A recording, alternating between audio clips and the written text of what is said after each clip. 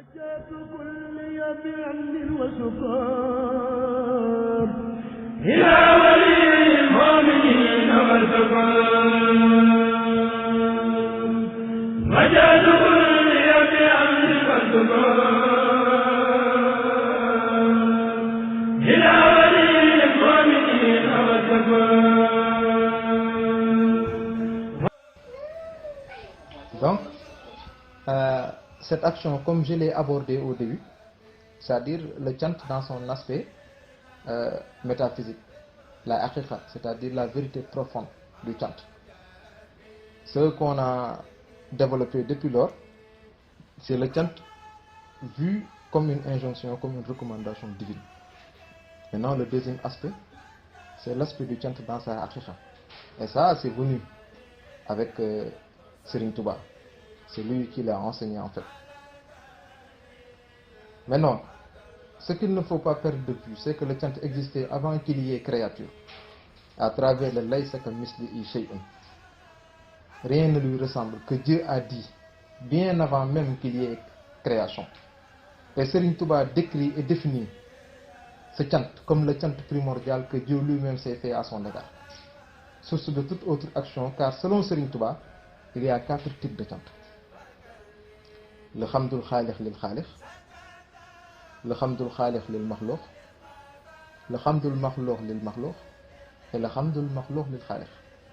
Le hamdul khaliq lil khaliq, c'est le chant que Dieu a fait à son égard, à travers le laysa mislika shay'un, comme Serigne Touba l'a dit.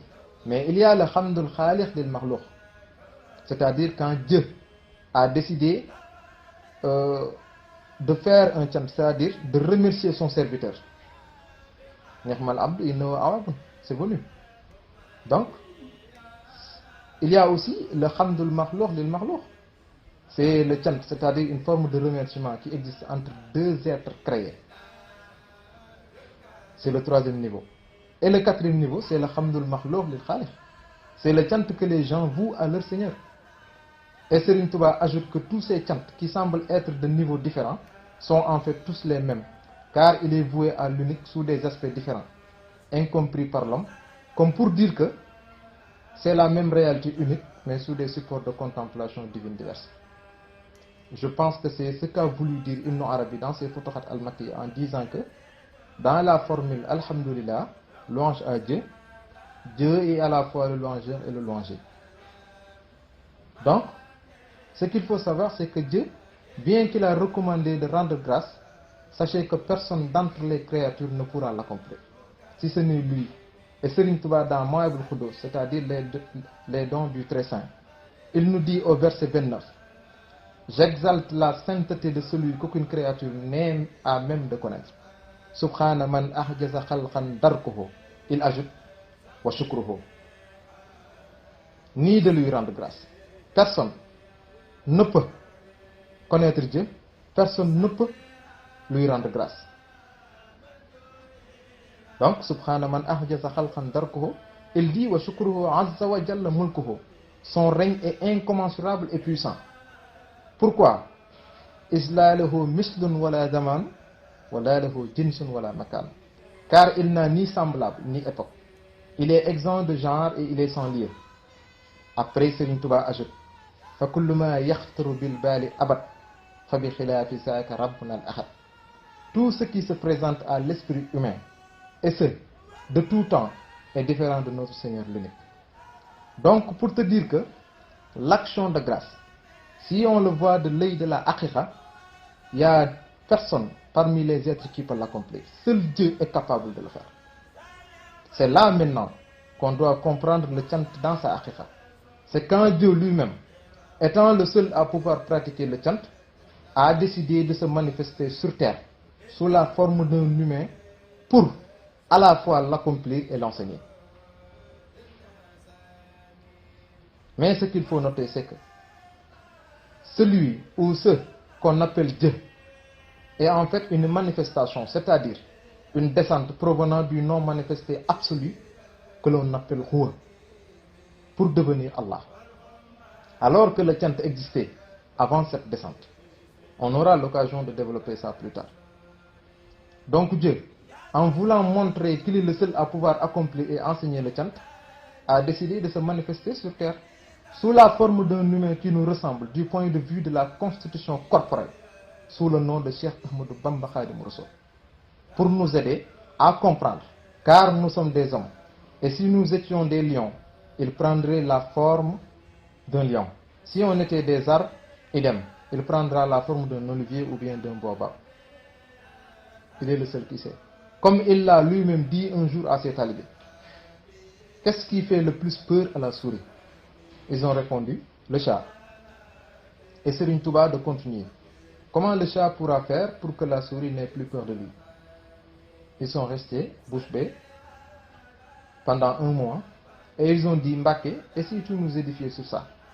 Et Serigne Touba de dire, si le chat voudrait que la souris n'ait plus peur de lui, il doit s'habiller et se comporter comme une souris, tout en gardant en son sein sa force catère. Sachez que je suis ça au milieu de vous. Je n'ai aucun lien avec vous, ni d'Adam, ni d'Ève. Donc Serigne Touba, il a été clair. C'est Dieu, dans sa splendeur, dans son omniscience, dans sa puissance absolue, quand il a décidé de se manifester sur terre, qu'il a pris le nom de Serigne Touba. Donc ça n'a rien à voir avec quelque chose d'humain. Et Serigne Touba nous a rapporté qu'un jour, à Ndiarème, il y a un des gens avec qui il était. Parmi eux, Serigne Mor Absa, il a dit, un jour j'ai surpris Serigne Touba. Façon de parler. Façon de parler. Mais l'averti, qui a une connaissance quelconque sur Serigne Touba, saura que c'est Serigne Touba qui l'a voulu ainsi. Il dit, Serigne Touba, pendant une nuit à Ndiarème, je l'ai entendu dire ceci à haute voix en creusant de petits trous. Serigne Touba de répéter, bind mbind mi, dind dend bi, bind sa bopp, jaar fu sew, wàcc ci dend bi, te yàqul sa nguur ga dara dara, maa yéeme man Ahmadou. Étant celui qui a fait toute la création, a dit Serigne Touba, j'ai séparé la terre et les cieux qui formaient un à l'origine. Puis je me suis existencié en être humain, ayant une mère et un père pour enfin descendre sur terre. Et pourtant, il n'y a pas eu de manquement sur mon trône céleste. Grande est ma gloire. C'est ce qu'a dit Serigne Touba. Et pourtant, quand on apprend le Coran, on le trouve et Dieu dit que c'est lui qui l'a fait. Alam yara allazina kafaru anna samawati wal ardi kanata ratqan fatahnahuma. Dieu a bien dit dans le Coran, dans la sourate des prophètes, ceux qui ont mécru, n'ont-ils pas vu que les cieux et la terre formaient une masse compacte? Ensuite, nous les avons séparés et fait de l'eau toutes choses vivantes. Ne croient-ils donc pas? Et nous avons placé des montagnes fermes dans la terre, afin qu'elles ne s'ébranlent pas en les entraînant. Et nous y avons placé des défilés servant de chemin afin qu'ils se guident. Et nous avons fait du ciel un toit protégé, et cependant il se détourne de ses merveilles. Donc, si Dieu dit que c'est lui qui a fait ça, et Serigne Touba en retour dit que c'est lui qui a fait, donc il y a quelque chose qui semble être une nuance alors que ce n'est pas une nuance. C'est Dieu qui a parlé de façon un peu métaphysique. Cette fois-ci, il a décidé de parler de façon physique sur l'aspect d'un homme avec une constitution corporelle que l'on peut connaître. Et c'est valable pour tout ce que fait Dieu est unique. Dieu, il est unique. Et tout ce qui lui fait qu'il est unique, donc Serigne Touba dit que c'est sa propriété. Tout ce qui fait que Dieu est unique, c'est ce qui a fait que Serigne Touba, il est unique. Et je peux en citer pas mal. Par exemple, je vais en prendre quelques-uns. Quand Dieu dit, par le biais du prophète, que Dieu existait et rien n'était avec lui, qu'il était le seul Dieu qui existait, et pourtant Serigne Touba à côté, lui il dit, je connais ce qui existait avant qu'il y ait création. Il ne s'en est pas limité là. Il a dit,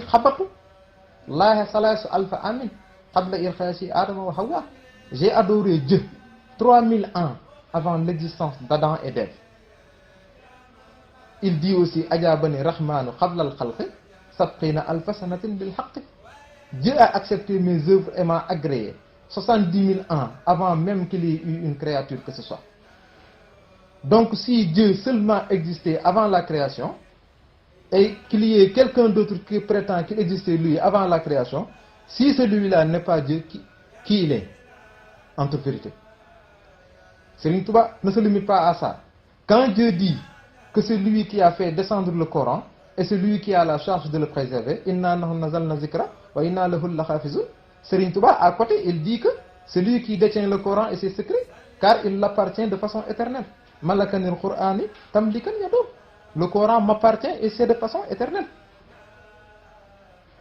Quand Dieu dit qu'il a créé les êtres vivants et qu'il est le Seigneur, Rabbul Alamin, à côté, Serigne Touba dit que toutes les âmes des êtres vivants sont en ma possession, sont au sein de ma main. C'est moi qui les détiens. Et quand Dieu dit que tout va s'éteindre sauf sa face, car il est éternel, kullu man alayha fan wa yabqa wajhu rabbika zul jalali wal ikram, à côté, Serigne Touba dit kullu makhluqin siwaya yanfadu, que toute la création va s'éteindre et il subsistera que ma face, moi Serigne Touba. Donc, il y en a plein, je peux en citer une cinquantaine, où Serigne Touba dit les mêmes choses que Dieu a dit, qui prouvent que lui, Serigne Touba, c'est lui Dieu. Donc, comprenez par là que Serigne Touba n'est pas cet être physique que l'on connaît, avec son boubou blanc, non. Sa réalité dépasse les mondes. Ce fils de Momar Anta Sali et de Mariama Bousso, dit Mame Diarra Bousso, n'est qu'un moyen pour se rapprocher de nous humains. Et je vous ai dit que la réalité de son immanence n'est que d'attirer le chant sur cette terre pour le salut éternel des hommes et le passage terrestre de celui qu'on appelle Serigne Touba, vu sur ce plan de ce qu'il a composé de ses mains. Le travail qu'il a eu à faire, la sainteté de tout ce qui touche ou ce qui s'attache à lui, ainsi que la lumière qui jaillit dans l'amour qu'on porte pour lui, nous prouve nettement, clairement, limpidement qu'il n'a rien d'un humain. Serigne Touba est hors pair. Serigne Touba n'est pas un être humain.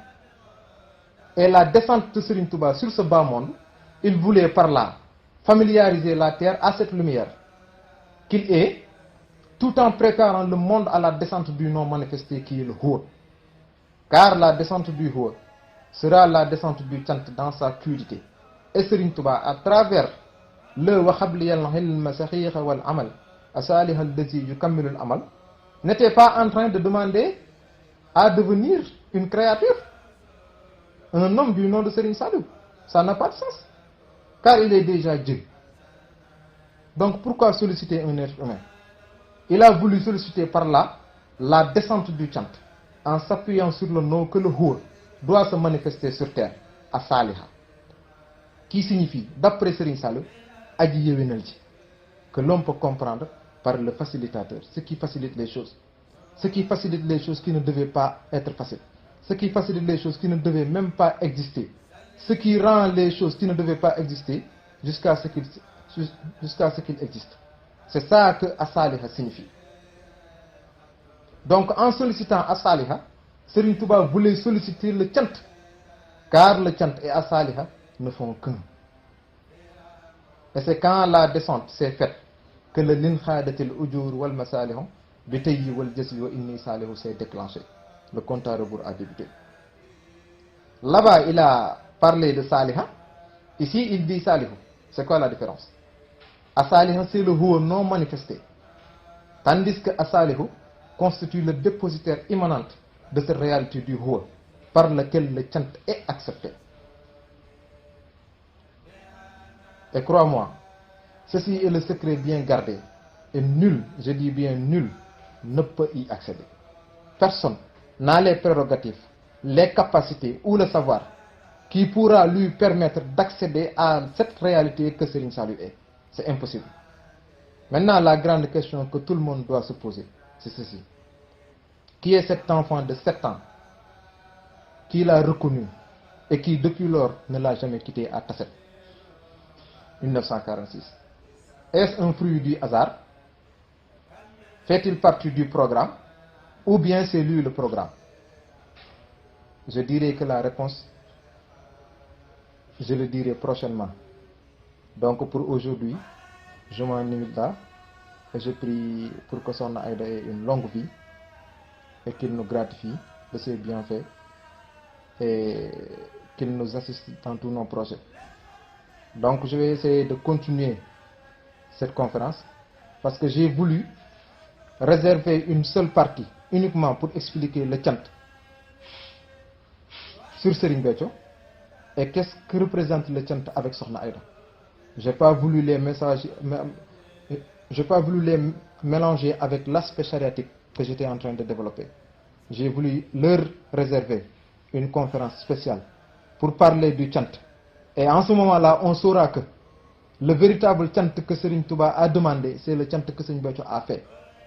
Et c'est devenu plus fort, c'est devenu plus réel, c'est devenu plus accessible. Et c'est meilleur qu'avec Sokhna Aïda Saliou. Et je prouverai par des faits incontestables que le chant de Serigne Touba, dont il a tant parlé, écrit, dont il a recherché, c'est le chant que Sokhna Aïda Saliou mène. Donc pour aujourd'hui, je m'en limite là. Et je demande pardon à tous ceux qui sont dans le groupe. Et je remercie Universel Baye Fall de m'avoir donné cette occasion de parler du chant. Donc prochainement, on va essayer de continuer ça. Peut-être demain ou après-demain. Sokhna Aïda Saliou yàlla na fi yàgg lool te wér.